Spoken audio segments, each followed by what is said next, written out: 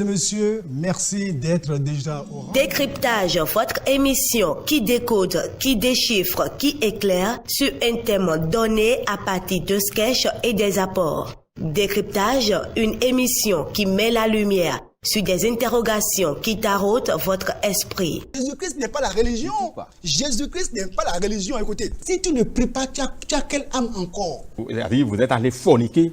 Peut-être c'est à cause de ce seul péché. La solution, c'est la repentance et la foi en Jésus-Christ de Nazareth. Décryptage, c'est sur la télé évangélique. Prenez le rendez-vous tous les mercredis à 17h30 et les samedis à 21h.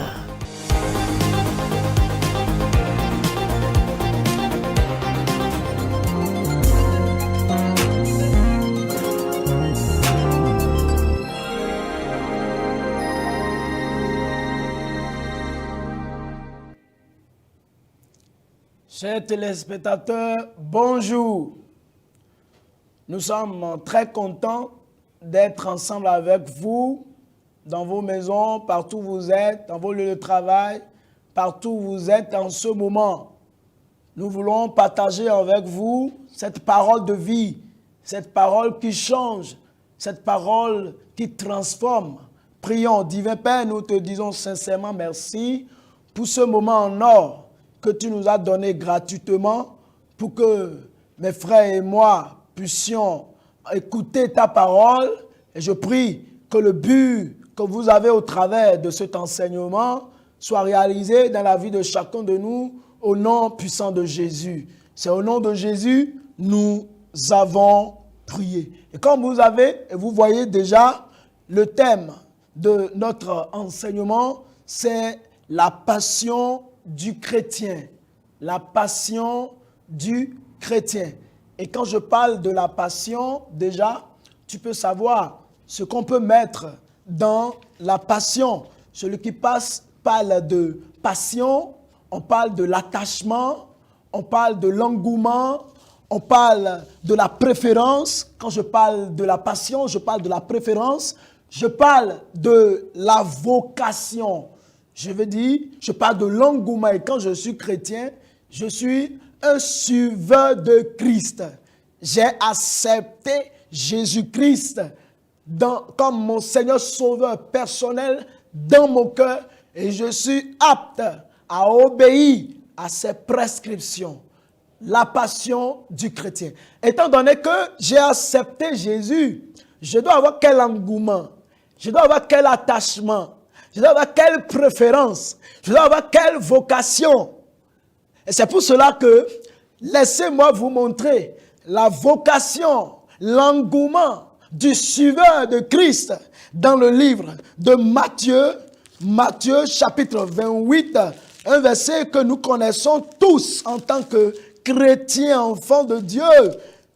La Bible dit dans le verset 18, Jésus s'étant approché leur parla ainsi, tout pouvoir m'a été donné dans le ciel et sur la terre. Le verset 19, allez faites de toutes les nations des disciples, les baptisant au nom du Père, du Fils et du Saint-Esprit. Le verset 20, et enseignez-leur à observer tout ce que je vous ai prescrit.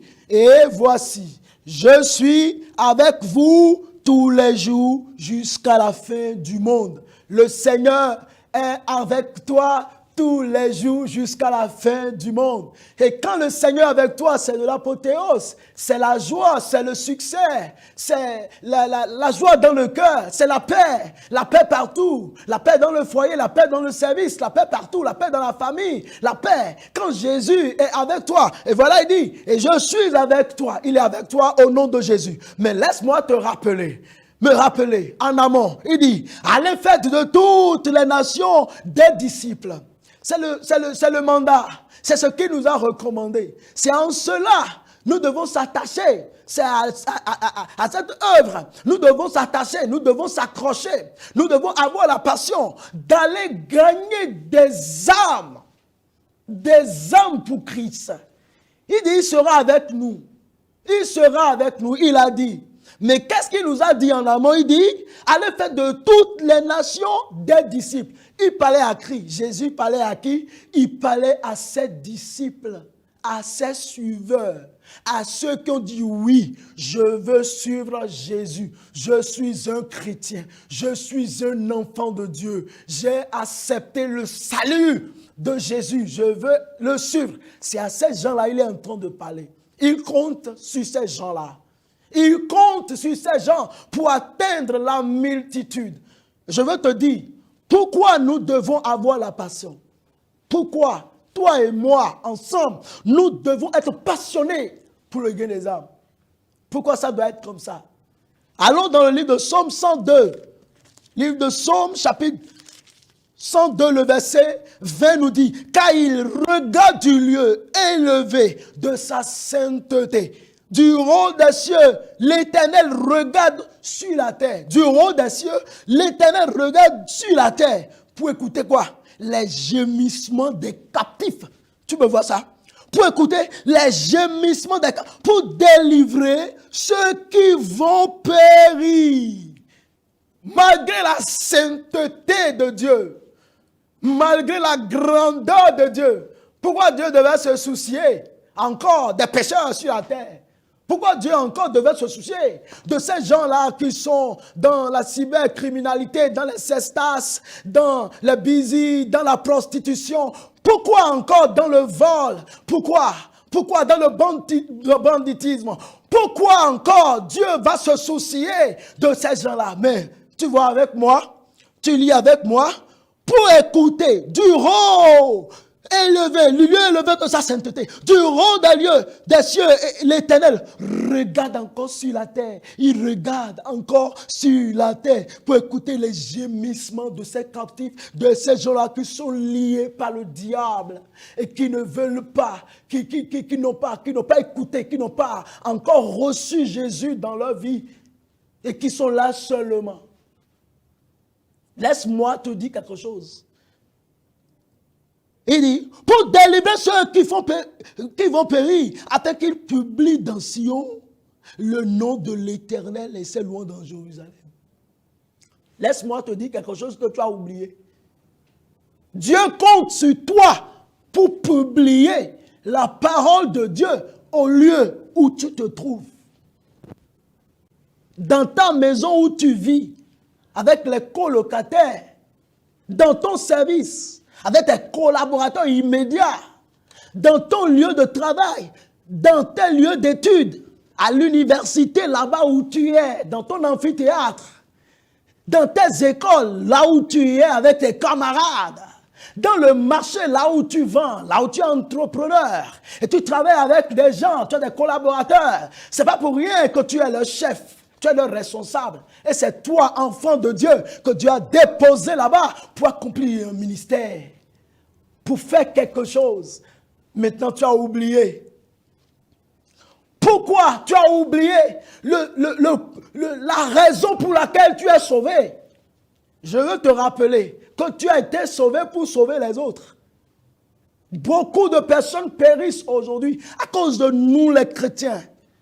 Parce qu'une fois que tu es sauvé, tu regardes l'autre, il est dans la prostitution, tu ne fais rien, tu n'agis pas, tu n'es même pas soucieux. Regarde Dieu dans les hauts des cieux, il se soucie. Et d'abord, il s'est soucié de toi. Si Dieu ne se souciait pas de toi, tu ne serais pas sauvé. Si Dieu n'est pas amour, il n'allait pas envoyer Jésus-Christ. Jésus-Christ, mourir à cause de nos péchés. Jésus, Dieu nous a aimés, il a envoyé Jésus. Il a envoyé Jésus. Et c'est de la même manière, il aime tous les pécheurs. Maintenant, il t'a aimé. Toi, tu l'as reçu. Et tu marches aujourd'hui par la grâce de Dieu. Tu as la conviction par la grâce de Dieu. Tu as l'assurance par la grâce de Dieu que tu es un enfant de Dieu. Ou bien tu n'as pas l'assurance. Si tu n'as pas l'assurance ou bien tu n'as pas cette conviction, c'est encore autre problématique. C'est encore autre chose.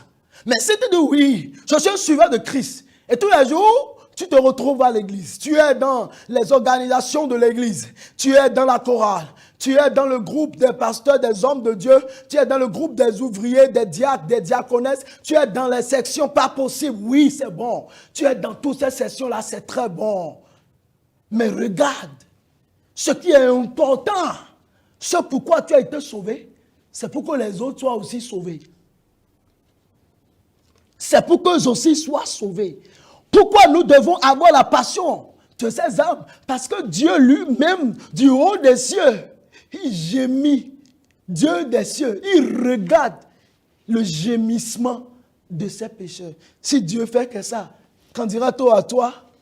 Qu'en dira-t-on à moi? Je veux te dire encore autre chose. Pourquoi nous devons avoir la passion de ces âmes dans Luc chapitre 15? Dans Luc chapitre 15, Luc chapitre 15, nous allons voir le verset 7. Il dit, de même, je vous le dis, il y aura plus de joie dans le ciel pour un seul pécheur qui se repent que pour 99 justes qui n'ont pas besoin de la repentance. Est-ce que tu as bien vu la partie là? Plus de joie. Il y a plus de joie au ciel. Il y a de la joie au ciel parce que tu es dans ce lieu de travail et tu travailles là. Tu es fonctionnaire là-bas. Il y a la joie au ciel parce que c'est toi qui vends dans ce marché, dans le marché là-bas. Il y a la joie au ciel parce que tu es en relation déjà avec ses clients. Vous parlez des affaires, vous traitez des affaires. Il y a la joie au ciel parce que tu es là-bas, dans cette école, dans l'université là. Il y a la joie au ciel, oui, parce que tu es là-bas. Maintenant, laisse-moi, la Bible dit, il y a plus de joie. Il y a plus de joie au ciel lorsqu'un seul pécheur se repent. Donc, il y a plus de joie. Lorsque tu te laisses disponible pour que l'unique personne, une personne de ces gens-là, soit sauvée et se repente. Tu vois, la joie, l'effervescence, l'ébullition, ou la joie que tu mets au ciel, lorsque tu parles de Christ à quelqu'un.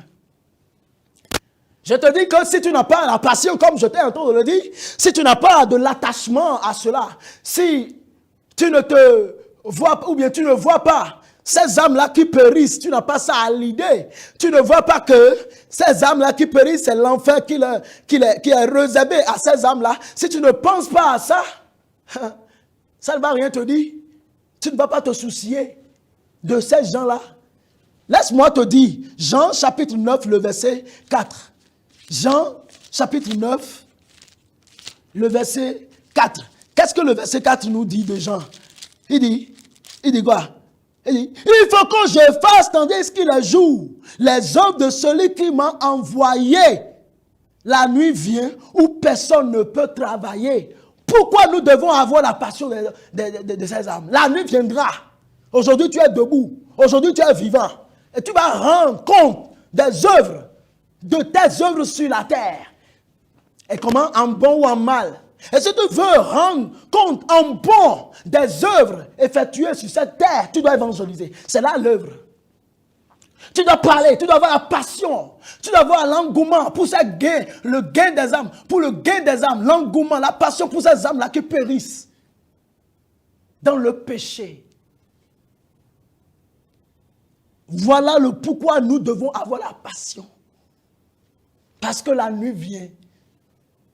Et laisse-moi te dire, Jésus, il disait, ma nourriture, c'est de faire la volonté de celui qui m'a envoyé. Et toi, ta nourriture, c'est quoi? Nous sommes suiveurs de Christ, on a dit, n'est-ce pas? Et quelle est notre nourriture? Quelle est notre nourriture? Le Seigneur est en train de nous parler aujourd'hui. Pour qu'on change immédiatement. Comment le chrétien doit avoir cette passion? Si nous voulons avoir cette passion, nous devons avoir l'identité de Christ partout où nous nous retrouvons. On doit avoir l'image de Christ en nous. Quand nous marchons, nous parlons, l'image de Christ, le comportement de Christ en nous, notre identité. C'est à cela que nous allons avoir cette passion pour ces âmes en tant que chrétiens que nous sommes. Et comment le chrétien doit avoir cette passion?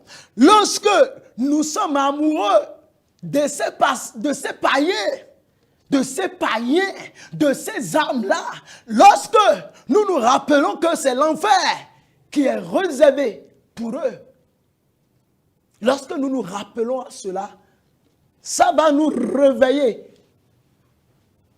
Ça va nous réveiller. Regardez aujourd'hui, nous sommes laissés dans les commérages, dans les insultes, dans les disputes, dans la jalousie, dans de n'importe quoi à l'église.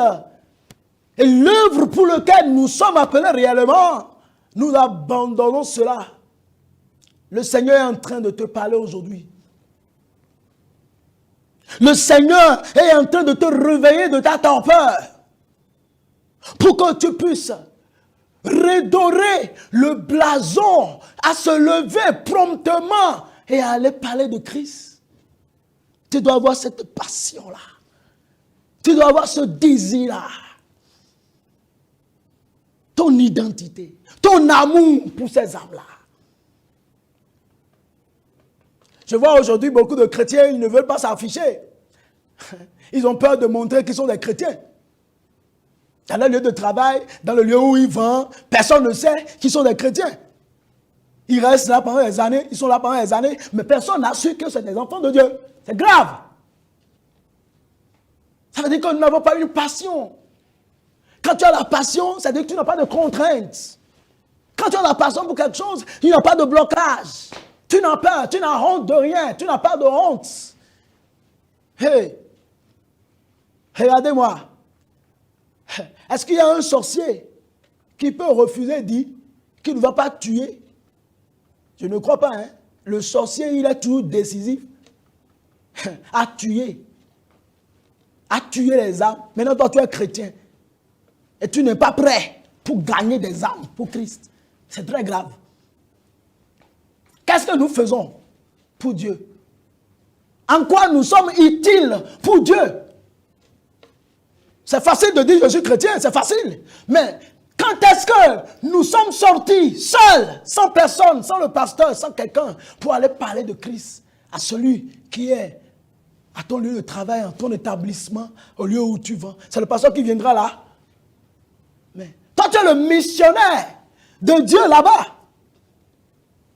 Allez par tout le monde, prêcher la bonne nouvelle. Et voilà, je suis avec vous tous les jours. Est-ce que tu vas me dire que tu ne veux pas que Dieu soit avec toi tous les jours? Enfin, il y a beaucoup de récompenses lorsque nous sommes passionnés. C'est ça que je suis en train de dire. Lorsque nous sommes passionnés, comme le texte que je viens de vous lire, il y a beaucoup de récompenses. Il y a la joie au ciel. Christ est heureux, Dieu est heureux à cause de nous. Il est content de nous. Et là, lorsque tu es en corrélation avec ton Dieu et tu écoutes et tu fais ce qu'il t'a recommandé, et tu vas demander tout ce que tu voudras. La Bible dit, tu demanderas, lorsque vous demanderez tout ce que vous voudrez en mon nom, lorsque vous demanderez au Père en mon nom, il vous le donne. Oui, parce que tu as obéi à la prescription, à l'ordonnance. Parce que tu sais la raison pour laquelle tu es là, à ce lieu-là. Dieu compte sur toi, mon frère et ma soeur. Dieu compte sur toi. Regarde, tu as lu le livre de Somme 102, le verset 20. Reprends-toi seul. Du haut des cieux, regarde ce qui se passe. Il compte sur toi. Il compte sur toi. Aujourd'hui, lève-toi. Aujourd'hui, tu dois te lever. Aujourd'hui, tu dois te lever. Le Seigneur t'aidera au nom de Jésus-Christ. Nous allons prier. Divin Père, nous te disons sincèrement merci pour ce moment précieux, l'œuvre pour laquelle nous sommes appelés, ou nous sommes appelés sur cette terre. Nous avons oublié cela. Maintenant, tu nous rappelles ta parole. Je prie, Seigneur, que tu nous aides tous pour qu'ensemble, à l'union, dans l'unité, nous puissions se lever pour aller parler de toi à l'humanité. Pour aller parler de toi à nos collaborateurs, parler de toi dans notre famille, à nos frères, à nos familles, parler de toi à nos amis, parler de toi partout où nous sommes, parler de toi pour que beaucoup soient sauvés, pour que le royaume des cieux soit peuplé au nom de Jésus. Merci Seigneur, c'est au nom de Jésus nous avons prié. Amen.